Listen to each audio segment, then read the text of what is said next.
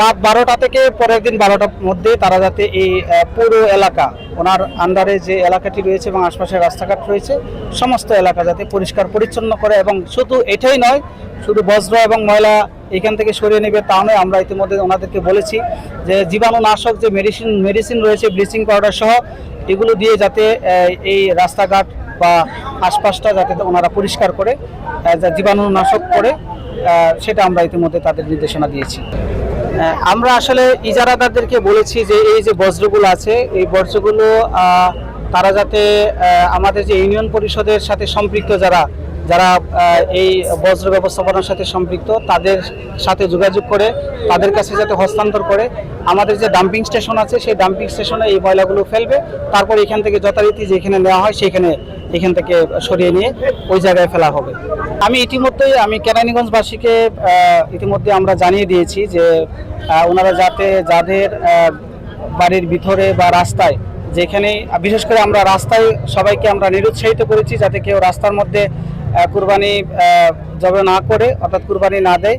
Because আমরা দেখছি যে অনেক সময় রাস্তাঘাটে যে বজ্রগুলো আছে সেগুলো যে জনসাধারণ আছেন তারা এগুলো অপসারণ করেন না।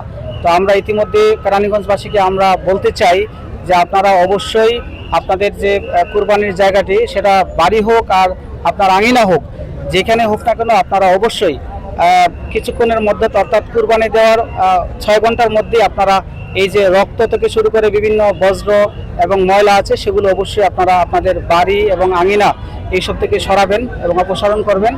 এবং আমরা বলেছি যেহেতু এটা পরিবেশগত সমস্যা সৃষ্টি করতে পারে এবং এটা জীবাণু একটা বিষয় আছে, মানুষের মধ্যে রোগ জীবাণু ছড়াবে, এই জন্য দ্রুততার সাথে, অর্থাৎ 6 ঘন্টার মধ্যে কুরবানি দেওয়ার 6 ঘন্টার মধ্যে যাতে তারা এই ময়লাগুলো অপসারণ করে। আমরা সকলকে অনুরোধ জানাচ্ছি, কেরানীগঞ্জের মানুষ সবাই সচেতন আমরা জানি এবং সকলেই সচেতনতার সহিত এই যে বিভিন্ন ধরনের যে বজ্র আছে সেই বজ্রগুলা 6 ঘন্টার মধ্যে, কুরবানি দেওয়ার 6 ঘন্টার মধ্যে। তারা ইতিমধ্যে দেখেছেন যে প্রত্যেকটি হাটেই আইনশৃঙ্খলা রক্ষাকারী বাহিনীর যে এক্সিস্টেন্স আপনারা দেখেছেন, আপনারা উপস্থিতি দেখেছেন।